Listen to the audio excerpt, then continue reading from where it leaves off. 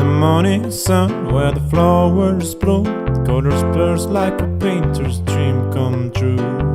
Roses red and violets blue, every petal whispers something new.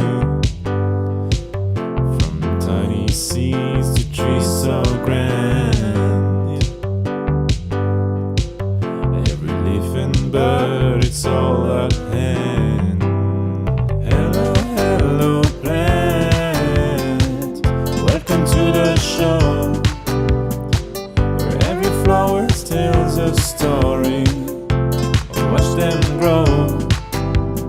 Hello, hello plant, in every shade and hue, for every heart and every hand, we've got something for you.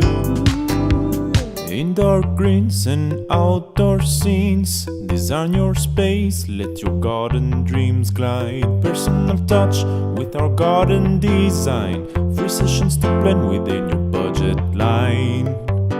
Alright. From tiny seeds to trees so grand, every leaf and bird, it's all at hand. Hi everyone, and welcome back to our live Q&A. New listeners, old listeners, this is a space for you to come with all your gardening questions, any problems you're having, anything you're curious about, if you just want to learn more about a particular topic when it comes to gardening, or if you know maybe a plant is dying on you or something like that. We run this for about 45 minutes, so if you have any urgent or pressing questions, make sure to get them in quickly, because it does fill up quite quickly and we can't always get through every question we want to get through. But yeah, I think we should jump right in. How are you doing today, Chris? Great, thanks. Looking forward to some interesting questions, some challenging questions. Yes, hopefully give your most challenging questions. Let's make Chris really work hard this Monday afternoon. All right, so we're gonna kick off with Katie's question. How can I thicken up my Magnolia Little Gem 170 centimeters? Looks a little leggy, or is that normal? It is currently flowering. Right, okay. What you could do is just nip the tips on it a little bit, and now would be a good time of year to do it, and that'll encourage more shoots and bushiness from down. So rather than chop right into it, if you just nip the growing, it might have 1, 2 or 3 growing tips on it, just nip them at just an inch or 2 down, just nip the tips off there, and that should encourage it to bush up. And the other thing that would encourage it is a really good dose of Osmocote and plenty of water in the summer heat. So fertilizer and water is really going to make them grow, and a little bit of finger nipping. Amazing. Ray would like to know the best small weeping cherry. It's a funny thing. I saw something. We were out on a buying trip last Tuesday, and I was in a nursery, and he had planted, and I could get a person if they really wanted a small one. He'd grafted weeping cherries at this height like this, and there was a little sign on them that he was going to train them up. And so that was a falling snow. And so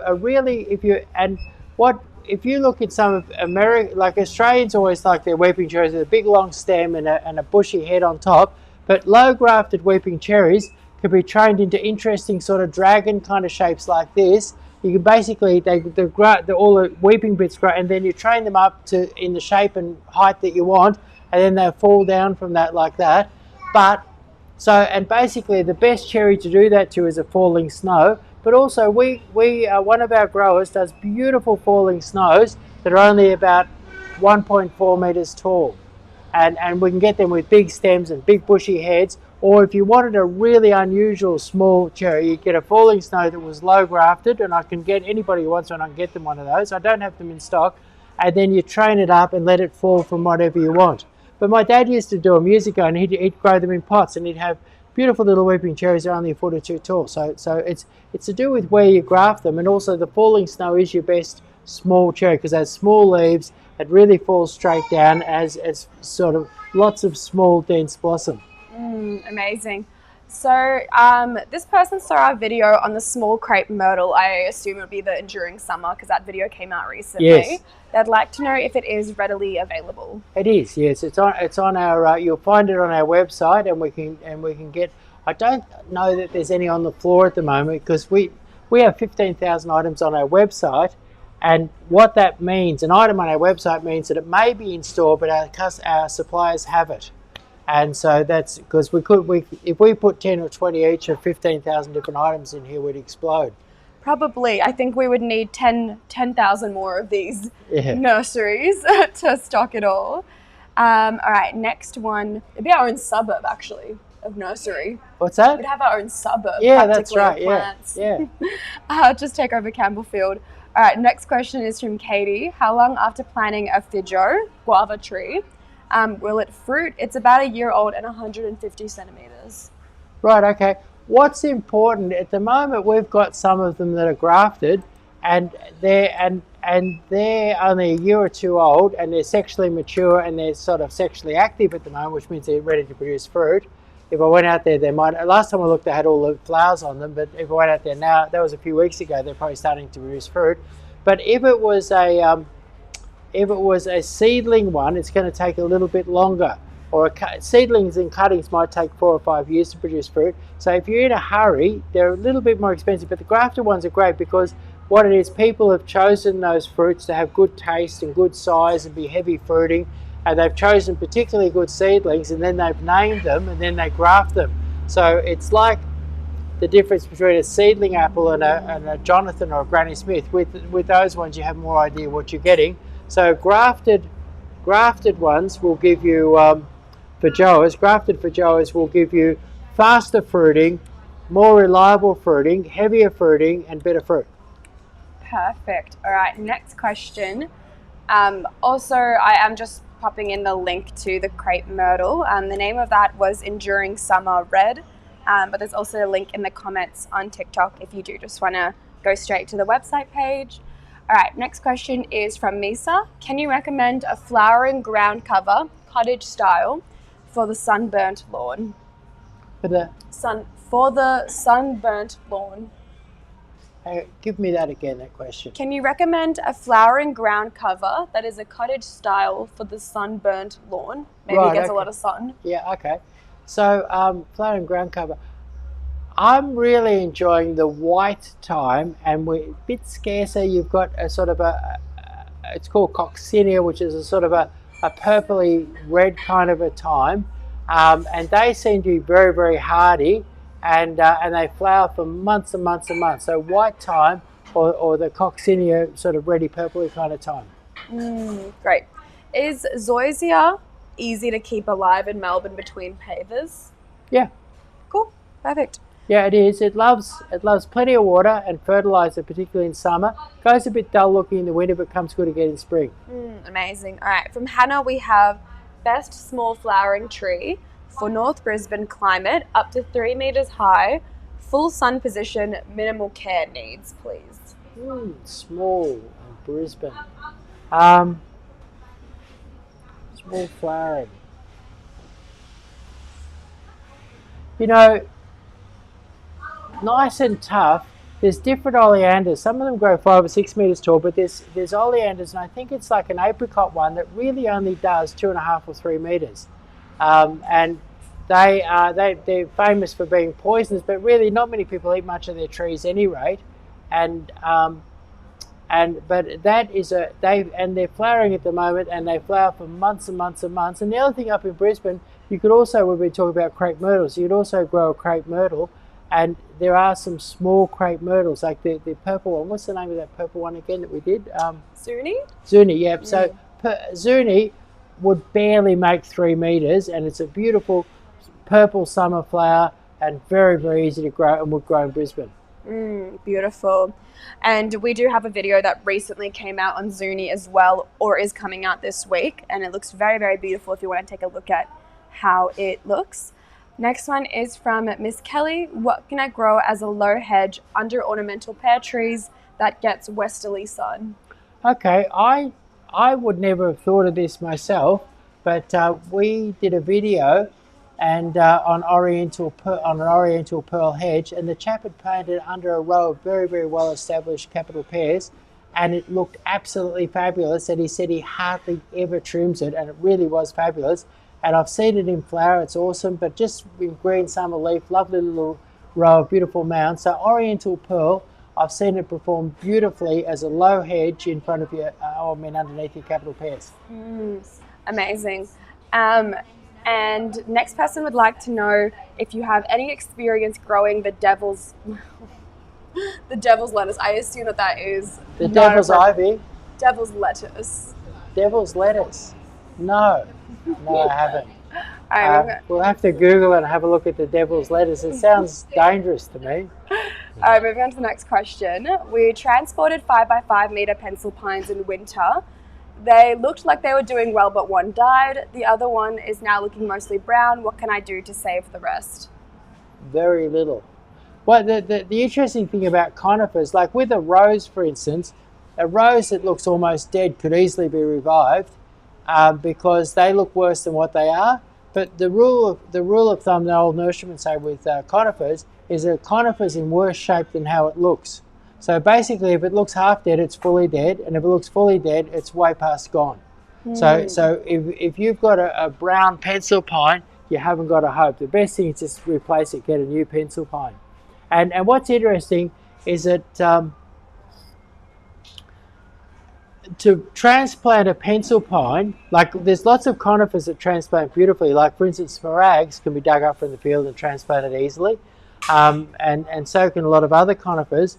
But anything in the Cupressus family, the cypress, requires quite a lot of skill and care to transplant. So it's unlikely that a person who's not a professional nurseryman, and even me as a professional nurseryman, I'd be very, very careful about transplanting a pencil pine because they are cypresses, they are very, very sensitive. So if after transplanting one turned brown, I'd burn it. Yeah, perfect. Daniel Duck wants to know if this is the hello guy, which it is. In fact. I'm the hello guy. Yeah. And he says childhood memory unlocked. Yeah. Actually, the story of hello is that when I recorded, I had a couple of ad writers working with me, and when I recorded my first hello radio ad, these guys said, "Oh, you should do your own ads." And we wrote an ad, and I started saying the ad, and one of the ad writers said that. He said, "Look," he said, "you sound kind of dopey, doing these ads." And he said, "You sound like one of them sort of dopey country people that come on the radio." And he said, "What dopey country people do when they come on the radio? They go, hello." At any rate, he said, "That's how you should start your ad, because it just sounds like a dopey country person trying to see if they're working on the radio, And at any rate, so we did it, and it turned out incredibly effective. Our sales went crazy. Just the hello sort of just for some reason excited and crazed people and made them come down to the nursery. And it was probably the hello with the dopey sounding voice. Was that before you named the company or after? I named the company afterwards because everyone just used to go around saying hello, and there was all sort of jokes about it and all sorts of things. But it all started with this guy suggesting that I sounded dopey, and that's how dopey people go when they get on the radio. That was something that I never knew. So you learn something new every day, guys. All right, next one's from Jake. Planted my lemon tree in clay, added a bag of soil. Will it grow? I would like to, if you've just done it recently, I'd like you to dig it back up, dig a really big hole in the clay, mix, and maybe even use a couple of bags of good quality potting mix, and mix the clay and the potting mix together. A little bit of compost in there would be great. Osmocote would be really fabulous in there. But mix it all up and make a bit of a mound. So you've got a mound with half clay, half potting mix, and a little bit of compost in there, and have him sitting up high in the mound, and I reckon it'll go like a rocket. Amazing. All right, next one is, which hedge can I grow along a vinyl fence? Fast growing yet thick enough for privacy. Something that can grow up to 7 feet tall in California. Hello from Long Beach. The old Aussie lily pillies do really, really well. We've got a few of our lily pillies that are popular over there as hedges. And the great thing with your lily pillies, your fine leaf lily pillies, is you can trim them really, really tight and narrow. So that would be an excellent sort of tall, narrow hedge to grow along your fence. Perfect. All right, next one is, I have weeping cherries in pots and want to plant in the ground. What is the best soil, etc.? Look, really, they'll grow in any soil with a little bit of care in that. So our customers do in all sorts of soil. But what I get them to do is I get them to use depending on the size of the weeping cherry. But if they're doing a really big advanced one, I'd suggest 3 or 4 bags of potting mix, a massive hole. Mix the potting mix 50-50 with your soil. Plant them up high in the hole so that ring of dirt, the potting mix that's right at that's on the top of the pot, ends up right on the surface. So when you put the hose on it, the water goes straight in. Whip a bit of Osmocote on it, a bit of soil wetter all around it. Beautiful, beautiful low mound. Lots of loose soil underneath, lots of mixed soil underneath it. The mix underneath, a bit like I said for the lemon. So lots of loose soil, and then the water can travel down through the cherry because they love lots of water. But then they don't like to sit in the water, so it goes down through the loose stuff that you planted underneath and sort of disappears underneath. Mm-hmm. And that's the soil wetter helps the water move well. So if I was planting, if it was only a small weeping cherry, I might only use 1 bag of potting mix. But if it's a great big one, a great big pot, I might use up to 3 or 4 bags. But I'd use plenty of potting mix. I'd plant the cherry high in the hole, lots of loose soil underneath, soil wetter over all the soil, and Osmocote right on the root ball. And a good lot of Osmocote. They love a feed. You could use 2 tablespoonfuls on a big weeping cherry. Perfect. Hannah wants to know if you can successfully transplant a mature frangipani. If so, what can I do for the most success, please? Yeah, as long as it's a tropical frangipani, and the time to do it is in the winter when it's got no leaves. So if you do it in the winter with no leaves, dig it with a good sized root ball. And like say you had a frangipani that was, and if it's a native frangipani, you don't touch it. But if it's a tropical frangipani, it'll transplant. And so if you had one that was say 2 meters tall and 1.5 meters wide, you might dig it with a root ball that's 1 meter round and 45-50 centimeters deep. So a really decent root ball. It would take 4 blokes to lift it. Yeah. What plants would you recommend for the Wimmera, Northwest Victoria? Very hot and dry out here. Wimmera, right, Wimmera. Okay. So it is very hot and dry out there. Where people come to me for hedges, I often recommend Photinia robusta. And we've been talking about crepe myrtles. Now, I was in Shepparton the other day, and I was driving around Shepparton doing a couple of errands, and Shepparton would be nearly as hot as the Wimmera, not quite, but nearly as hot. And I saw fabulous jacarandas and awesome crepe myrtles everywhere. So Shepparton was alive with colour, with crepe myrtles and jacarandas. As long as you have a bit of loose, well-drained soil, they're really, really good. So and that gives you some fabulous summer colour. And then of course you can grow things like crab apples and not so much the cherries, but more the plums, like different ornamental plums and different crab apples do really, really well and give you sort of spring colour. But don't forget, crepe myrtles, lots of different colours, beautiful autumn colour, lovely bark, beautiful shaped trees, and they were really, like, it's interesting, drove around Shepparton, the crepe myrtles were almost twice as good as the ones I see as I drove around Melbourne. So hotter the country, the better the crepe myrtle. Oh, amazing. All right, next one is, how do you revive a blueberry plant?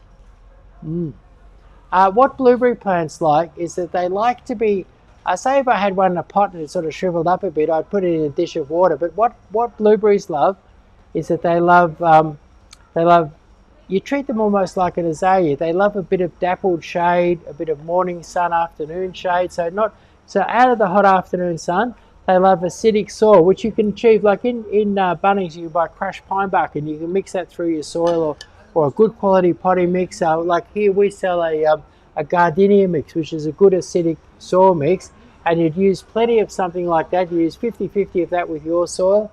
And then they love Osmocote, they love a bit of liquid fertiliser, something like a power feed. So fertiliser, water, and they're quite, I've had them shrivel up here from dryness and things like that, and they are quite a good plant to revive.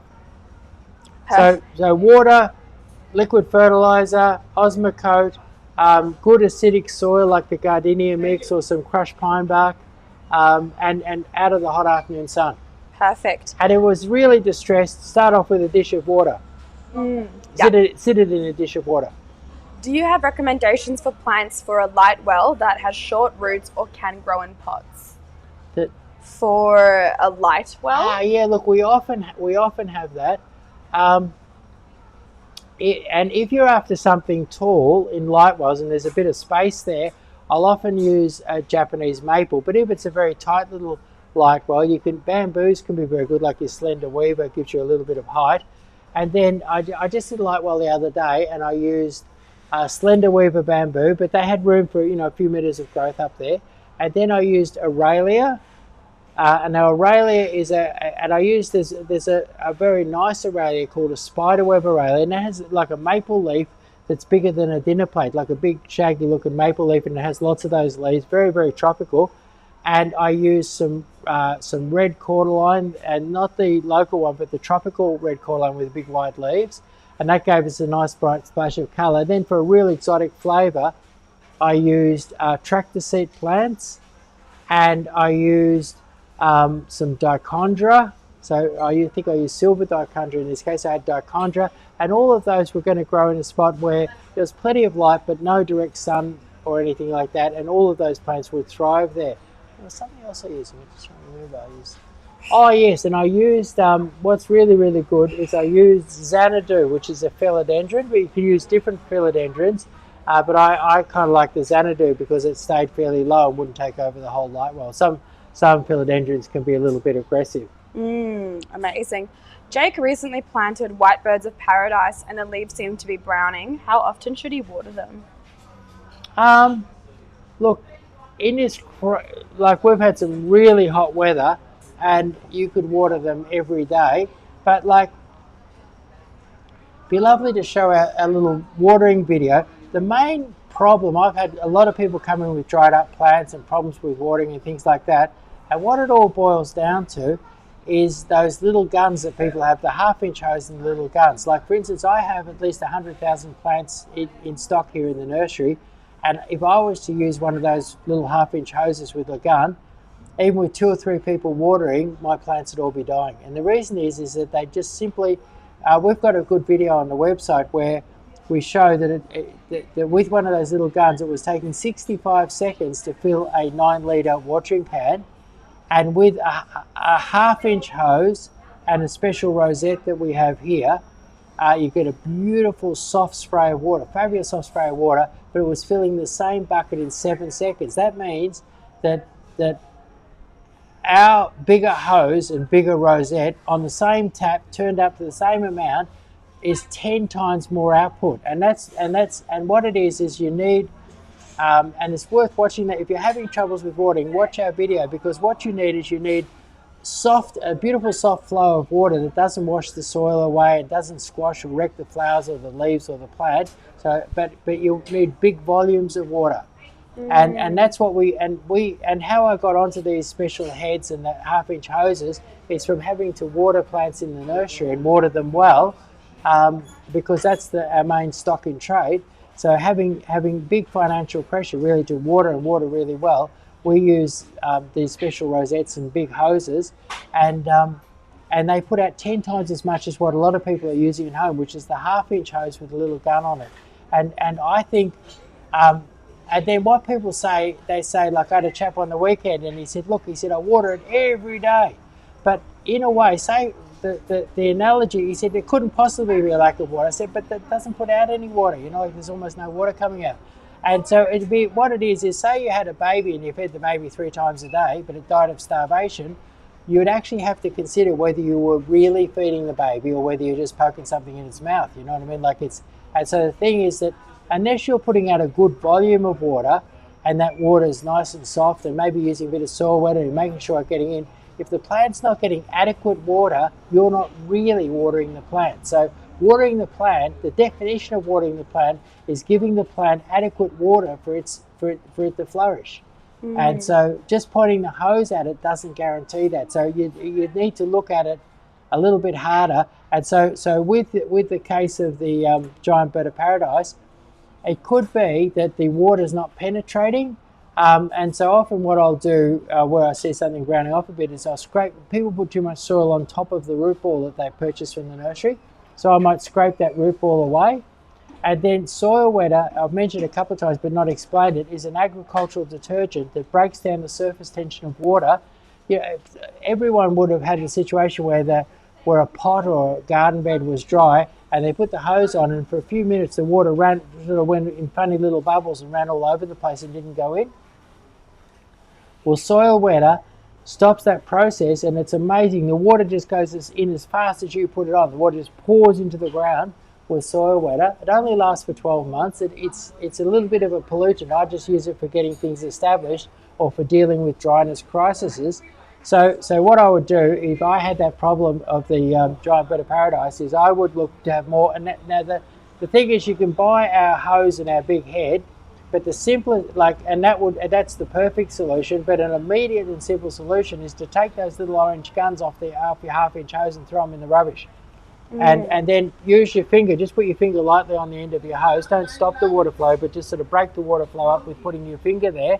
And then you get a beautiful, gentle spray of water coming out. And that water flow, if you measure it, will be 3 times the flow of what the gun will do. So you can triple your water flow by simply throwing the head away. And then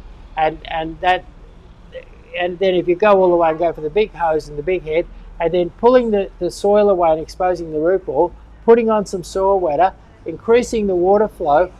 You do those 3 things, and it's not really how often you water, it's how properly you water. But I would say that in really, really hot weather, you might water every day. And in sort of like the weather we're going to have this week is mid to high 20s, you might water every 2 or 3 days. But in saying that, you'd want to have adequate flow and you'd want to have penetration. Yeah. And sorry to talk so much about water, but I notice that it's an issue for lots of people at the moment. And lots of people who I talk to seem to be misunderstanding the concept, and they kind of have this concept that they pointed at it with a hose and so it must be watered. And that's not necessarily true. And we also do have an article on our website all about watering. If there was anything that you missed there or you just want to brush up on Chris's points. Moving on to the next question. And also look at they should all look at the video. Anybody who's struggling to water, got plants drying up or not doing well, look at our video about the 3 different watering options, which is your gun, and in the end of that video I actually throw my gun into the rubbish bin. Yeah, exactly. All right, next one is, how do you make a eucalyptus dollar plant thrive? I think it would start with the planting. And what I do is I dig a big hole. Now, funny thing is, how I learned about big holes was I had some Chinese scientists staying with me, and they were forestry scientists, and they wanted to plant a tree on my farm for me. And so they went out and they started digging, and I thought they'd be digging the hole for maybe 5 minutes like I would. And they kept on digging, and they kept on digging, they kept on digging, and after 4 or 5 hours I couldn't see them anymore because they were down in the hole digging this hole, and dirt was just flying up out of the ground. And they dug a hole about 1.4 meters by 1.4 meters and about 2 meters deep. And I thought, they're crazy. And then they filled the hole back in and planted a tree on top of it. But that tree was one of the best performing trees I've ever seen. I had it for many, many years afterwards. And I often used to think of digging that mighty big hole. And so I don't think everybody has to dig a hole that big, but dig a nice big hole, mix a bit of potting mix through it, put a bit of Osmocote on it, a bit of soil wetter, water it in well, and then give it a good deep water regularly, and you'll have your dollar eucalypt growing. But big hole is the starting point, and then mixing some good stuff into it is the second point. Yeah. What hedge can I grow along a fence under a big oak tree so it's a shaded area? Okay, so I'll give you 3 options. There's a restaurant, I don't know if it's still there, it was called The Oaks, I think, and it was opposite the log cabin in Olinda and near the pub there. At any rate, and it really taught me a lesson about English box. What they had was a big oak tree, and then they had their car park at the other end. They had an English box hedge all the way along, and under the oak tree it was very dark for most of the year, like really no sun whatsoever. And then at the other end, it really, really hot sun out in the car park, and the English box looked very even all the way through. So English box is now the problem with English box is that it's very, very slow to grow. A 1 or 2 meter tall hedge takes forever. But for a low hedge, you know, like say a hedge that was 50 or 60 centimetres tall, and you've got sun here and shade there, you cannot, and under an oak tree, if that place is still there, that was under an English oak, that particular tree, and particular hedge. So an oak, under the oak, I would say, for a low hedge, I'd say English box. For a medium hedge, say a hedge that was, say, between 60 centimetres in height and 1.5 metres, you cannot beat the Mexican orange blossom. And I've seen that growing, a beautiful hedge of that. It used to be in Sassafras, and I used to collect cuttings for my dad from that hedge. I don't know if that's still there either, but it was under chestnut trees, which are very similar to oak trees, and the sun never got to the ground there. And these choisias were fabulous, and I'd cut them for the lady there and get all cuttings for my dad, and when I was younger. And anyway, so and then for a taller hedge to grow under the oak tree, you've got your sweet viburnum. So if you wanted something fairly quick, a couple of metres tall, can't beat a sweet viburnum under your oak tree. And all of those are going to do the sunny end. Like most gardens have the oak tree here, the sun up here, and all of those hedges will take the sunny option and the shady side too. So that's 3 hedges that could grow under an oak at one end of the garden and in the sun at the other. Perfect. My potted Japanese maple leaves are browning and drying out. Any advice? It's bad. That's bad. But what's good in a way, it's a communication to you. It's a communication that things aren't quite right. And there'd be a couple of things that you could do. One is if you moved it and put it in a spot with afternoon shade. 2, sit it in a saucer, a low saucer with water in the bottom, and that slows the drying out process. 3, I've got a lot of Japanese maples in pots at the moment that are looking a bit sad because they're growing big in the spring and their pots aren't really big enough. So the next possibility is to repot into a bigger pot, and that's a sneaky way of getting lots of fertilizer in there and lots of nutrients and really picking the game up. So with the ones I've got that are big and under potted, I'm planning as soon as I can to get them into, take them up a pot size, give them a good feed, give them a good weed, everything at the same time, and that'll brighten things up for them no end. And then look at how you're watering. And with pots, now a lot of people leave their pots till they're very, very dry, and people could experiment with this, but this is a really important hint on handling pots. Like my partner's got a lot of pots around our house, and I don't water them every day, but I probably, if it's hotter, every day, but other days it'll be 2 or 3 days in cooler weather, and by the time I come back it's very, very dry. So I have a practice that I do, and that is that I go through and I water them all very quickly, and it takes me about 15 minutes to get through the whole lot. Then I go back to where I started and I water very heavily. And what it is, I was talking before about wetting agents, and you can get your detergent sort of wetting agent and put it on your plants, but the very best wetting agent is actually water. Once you get water into a plant, that plant, the roots in that will much more readily accept water. So if you, say you come home from work and you've got plants on your patio, give them a quick water, then go have dinner or go have a drink or something like that, then come back and give them a good soak. Now, what you can experiment with, and I often have to correct staff here who are watering, when things are dry, they'll stand there for ages pouring the water into it, and then you pick up the plant and it's still light. You can water it, you can give it a really big water first up, and it won't pick up any weight. And to my mind, you haven't watered a pot until it becomes heavy. So when it becomes heavy, it's watered, and when it's light, it's not watered. It doesn't matter how long you stand there for. And what you'll be amazed at is a quick little water, go have dinner, come back, and a big soak afterwards will make a much heavier pot than soaking for a long time straight up. And that's where people fall down. So I believe that to water effectively on dry pots, like if it's been raining or something like that, I only water once. But to water effectively, the double water is incredibly effective. And a lot of people might have noticed that sometimes you run out in the rain for just a couple of minutes and you run back inside and you're dry. And then for some reason you have to go back out again, and almost in an instant you're soaked through to the skin. Well, that's that double watering effect. And so what happens, the first bit of water, your jumper and your shirt and everything resists, and then once you get a bit of dampness and it's sort of soaked in a little bit, the second lot of water just comes straight through. if you haven't got a raincoat on. So it's the same sort of theory is with your maples. So, but with your maples, there's lots of possibilities. Saucer of water out of the hot afternoon sun, repot them into a bigger pot with fresh fertilizer, fresh potting mix. And then the other thing is, if they're adequately potted and everything's fine, but they're still drying up a bit, double water. Yep, perfect. All right, on this same kind of watering train, Gus would like to know how much water does a potted pencil pine need a week? Do you know something?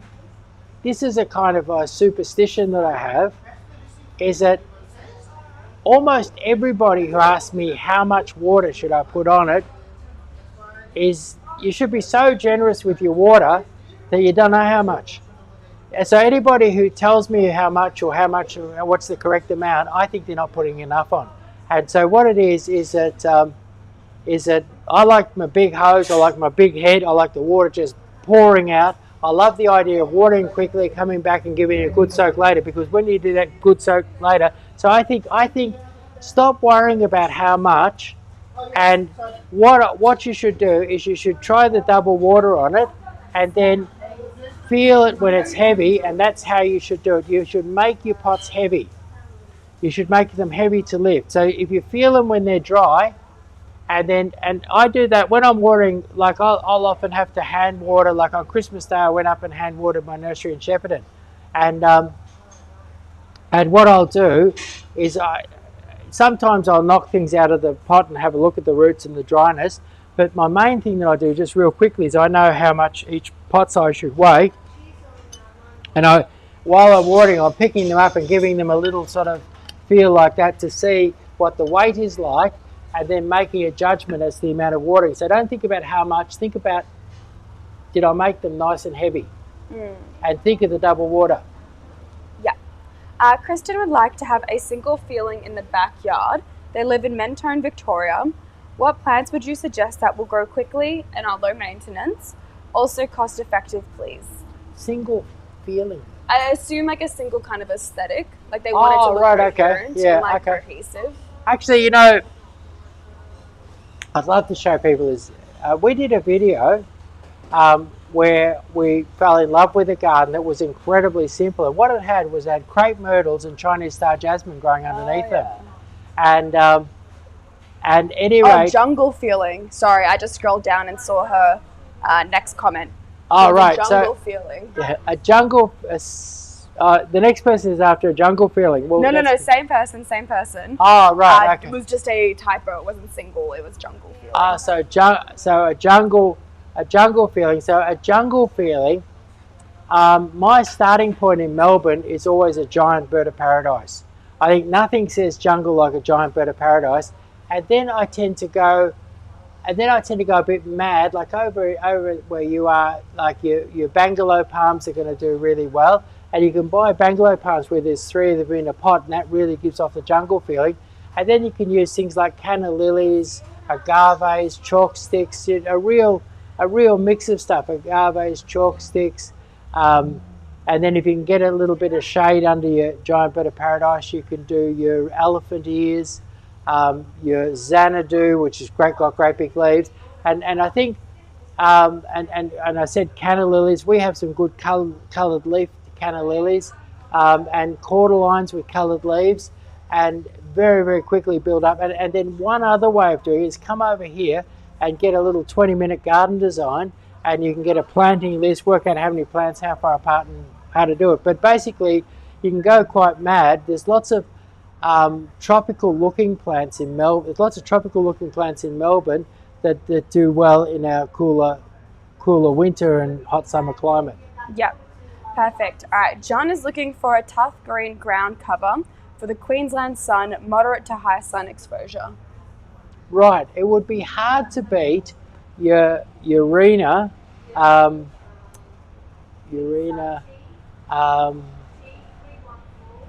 It's a very tough, hardy green ground cover, and it will take a little bit of light foot traffic. And what I say to people when I'm selling them to them is that if you plant 1 in a square metre, it'll cover it, and if you plant 2 in a square metre, you'll cover it quickly. And so it's one of the things I like about the Urena is that it runs along the ground and it's very, very flat, It has a white fragrant flower, beautiful dark green spreading foliage. But one of the things that I really like is that it has roots. As the pieces go along the ground, they'll throw down roots, and it gradually becomes a sort of a large, complex, multi-rooted plant that really has a good hold on the ground and holds the ground together, and requires not too much water. Yeah. All right. Next question is, I've just planted a 75-litre ginkgo in Tasmania. It's not very happy. It's been hot and we've had big winds. Right. Anything I could do Okay. for it? What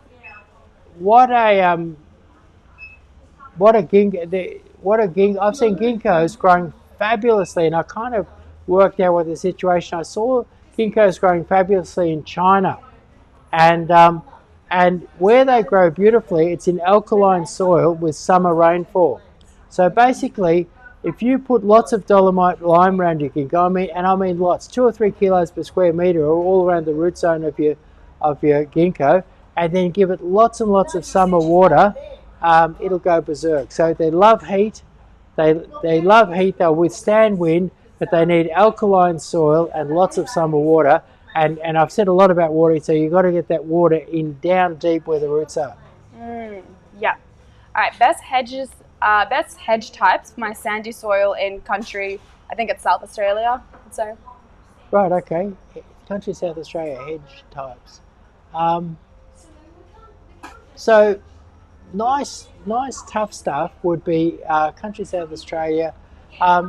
Something a little bit exotic would be your Photinia robusta, and you'll find that very hardy, and has beautiful crops of red foliage through the year. And then if you're looking for a really hardy, super hardy native, and you're in a hot dry spot and you didn't want to water too much, there's a Myoporum that's an upright. There's lots of ground cover Myoporums, but there's an upright Myoporum that makes a lovely green lush hedge. And then we did a video on the coastal rosemary, again very hardy, very drought hardy, and so exotic Photinia robusta, super duper tough and dry. You can go for your Myoporum, or you can go for a coastal rosemary for a very dense, nice flowering hedge. Perfect. All right, next one. What can I place in the front yard for privacy screen on the middle of the garden with low maintenance? So in the front yard, they Yeah. want privacy. Yeah. It's kind of in the middle of the garden and they want it to be low maintenance. Right, okay, so low maintenance privacy. So low maintenance, you would want something that maybe didn't go too crazy. And if you had really good soil and nice conditions there, the fairy magnolia is a beautiful fragrant flowering one. It comes in white, cream or pink. Beautiful fragrant flowering one, and that doesn't grow too fast, and that would make quite a low maintenance hedge. And then another one is Escallonia ivei, and that's wonderful because it flowers all late spring, all summer, and right into the autumn. It just flowers and flowers, beautiful white flowers, dark green glossy leaves, and it only grows about 1.8 meters tall. Needs a bit of water and fertilizer, but so that would be a 1.8 meter tall, requires almost no trimming, and then the fairy magnolia wouldn't take too much trimming. Whereas if you went to a Photinia or a Pittosporum, they'll take quite a bit of trimming. Perfect. Con would like to know if copper beech roots can grow through clay. Yeah, they like the ginkgo. They like alkaline soil, and but to get them started, you dig a nice big hole, a really nice big hole. You mix a bit of dolomite lime through the ground, add a bit of potting mix, and plant them up fairly high. But you would start with a big hole, but if you give them a good start, they'll take off in the clay. Yeah. What are your tips for planting Cleveland pear trees? Right, Cleveland pears. Main thing I would do is I would dig. I keep saying this all day today. Is dig a big hole and mix a bit of good soil in and plant them up high in the hole. If I was planting, and now's a great time to plant them. I would use soil wetter. I use soil wetter. Cleveland pears go fairly wide, so I'd give them a couple of minimum 2 meter spacing, and up to if you're in an avenue, you might go 7 or 8 meters of spacing. So, but a big hole, beautiful potting mix mixed through the hole. Finish off with some soil water, plant them right at the top of the hole with lots of loose soil. It's 50-50 potting mix and your soil that's there. So up nice and high. And I'd be quite generous with the hole and generous with the soil that I mixed in. And soil wetter would be a must, and a bit of Osmocote on top. Yeah. All right, my Heart Arrangers Sunday phrase has completely dried out. What do I do? Sounds bad. It sounds like a lack of water or too much sun with not enough water or something like that. What I would do is I'd pray, if I hadn't had it in for very long, I'd dig it up, put it back in the pot, sit in a source of water, put it in the shade, and pray that it shot back again. Hopefully that can be fixed. Now, one thing I will say about Sunday phrase is that Sunday phrase will grow in full hot sun, but it needs lots and lots of water. So give it enough water, and I've got a friend who's growing them commercially in full hot sun, and he's giving them plenty of water, and they look fabulous. We videoed them last week. We did, yeah. That video is going to come out soon, either this week, I believe, or next week. So although people say it's the sun that did it, it's not really. It's the lack of water. You know, where people don't know how to water properly or don't water often enough. But either way, it's a lack of water. Sunday phrase will take full hot sun in Melbourne. Yep. All right. Well, on that note, I'm going to wrap it up here. If we didn't get to your question today, I am sorry. We only have limited time to be able to answer these questions, but that's why we do this live on a weekly basis. So please feel free to come to next Monday's 12 p.m. live. Or if it is an urgent question, you are, of course, more than welcome to call us, come in store, email us, anything like that. But I hope the rest of your Monday is lovely and hope to see you again next week. Please tell your loved ones about these lives. We really want to try and make gardening as accessible as possible to as many people. So if you can spread the word, we would really appreciate that.